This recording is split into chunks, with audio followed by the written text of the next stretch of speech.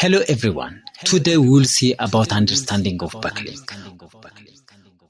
When a bar is loaded in uniaxial tension, it will fail when the normal stress in the bar exceeds the yield or tensile strength of the material. And if it is loaded in compression, it will fail by crushing when the compressive strength of the material is exceeded. But there is an additional way the bar can fail when in compression, which is by buckling. Buckling is a loss of stability that occurs when the applied compressive load reaches a certain critical value, causing a change in the shape of the bar. An initially straight member will buckle suddenly, producing large displacements. This doesn't always result in yielding or fracture of the material, but buckling is still considered to be a failure mode, since the buckled structure can no longer support a load in the way it was designed to. The most simple example of a structure at risk of buckling is a column, but individual members in trusses and frames can also be loaded in compression and so are at risk of buckling. There are other less obvious examples too. When railway tracks heat up on a hot day, the steel the track are made of tends to expand. But expansion in the axial direction is prevented, and so a compressive axial force builds up, which can lead to buckling. A very similar issue can occur in subsea pipelines that carry hot product. The compression that builds up due to the thermal expansion of the pip steel can cause the pipeline to buckle on the seabed. Buckling can clearly lead to catastrophic failure. So how do we take it into account in engineering design and analysis? To answer this question, we need to travel back to the mid-18th century. In 1744, the mathematician Leonhard Euler published a book in which he laid out a new method for analyzing functions called the calculus of variations. To illustrate how this new method could be applied, Euler included in an appendix the derivation of an equation for the axial load that will cause a column to buckle. This is the Euler buckling formula, a simple equation that engineers continue to use almost 300 years later to design columns and other members that are loaded in a pure compression. It is probably the oldest engineering design equation that is still in regular use. The critical load at which a column will start buckling depends on only three parameters: the Young's modulus of the column material, the area of moment inertia of the cross-section, and its length.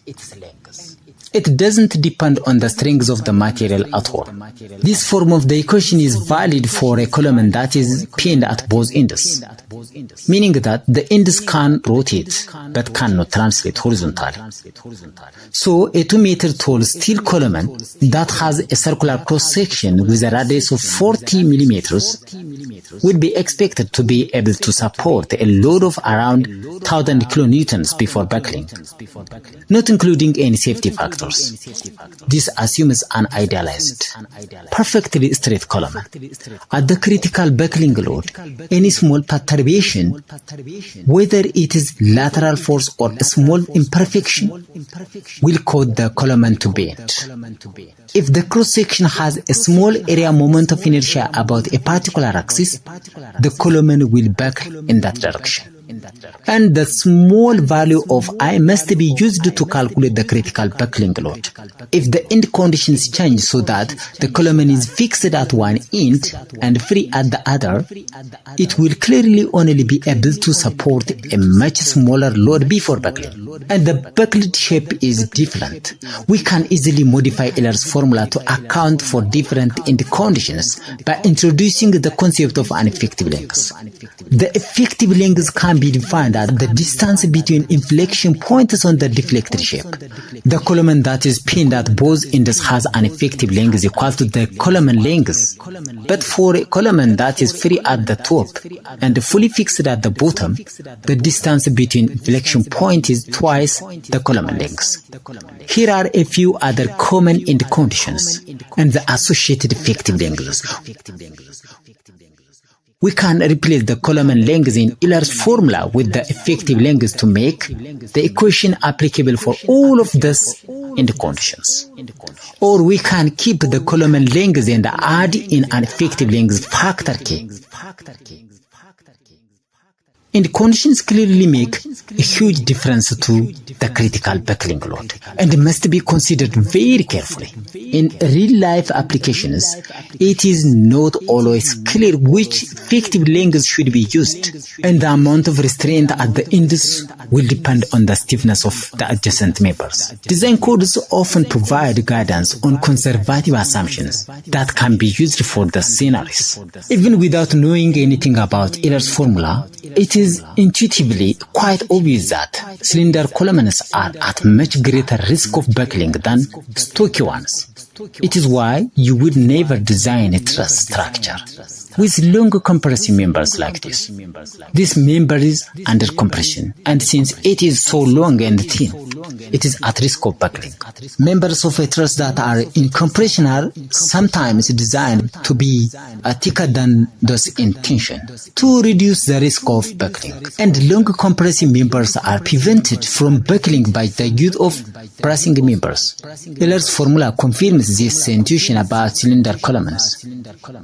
The length term is square, and so doubling the length of a column means that it can only support a quarter of the weight before buckling. To better understand the effect of slenderness, it is useful to introduce an n-dimensional parameter called the slenderness ratio. First, let's divide the critical load by the cross-section area to obtain a critical stress. Then, if we define the radius of creation r of the column at the square root of I divided by a, we can write the equation for critical stress in a new form.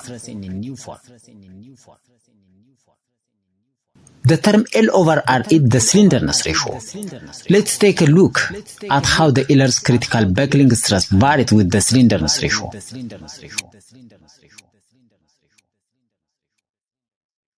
Very slender columns have a large slenderness ratio and a very low critical buckling stress. For stocky columns with low slenderness ratios, the critical buckling stress will be very large.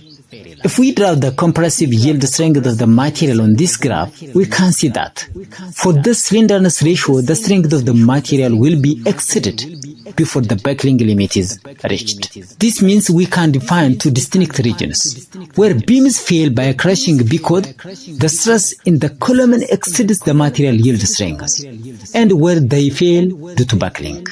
The limiting slenderness ratio depends on the material Young's modulus and yield strength. For steel columns, the limiting slenderness ratio is around 90. But this curve only represents the theoretical behavior of columns. If we plot buckling stresses determined experimentally for real columns, we can see it doesn't exactly match the theoretical behavior. In particular, the transition between plastic failure and elastic buckling failure is much more gradual. This is because for columns in this transition range, buckling is actually a complex combination of the two failure modes. This is called inelastic buckling, and the theoretical behavior can be modeled using methods like Ingesser's theory or Shanley's theory. There is a much better correlation between the test data and Euler's formula for very slender columns.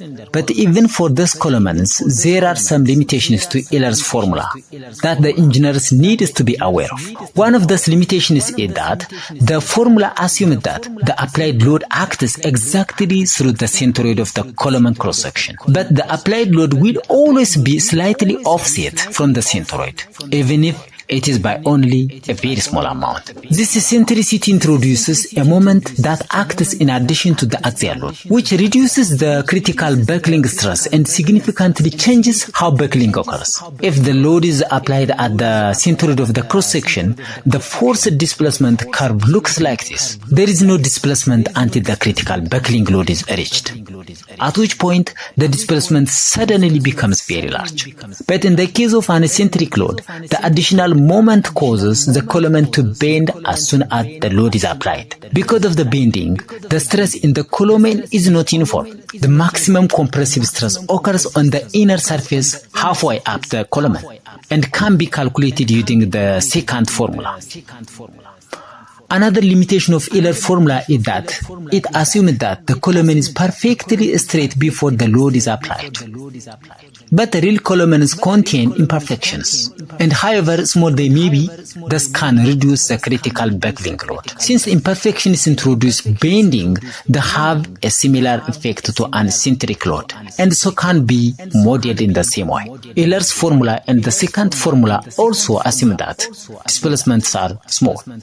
If displacements are large, the moment acting on the column will change significantly throughout the deformation, introducing significant geometric nonlinearity. In structural analysis, this is called the P-delta effect.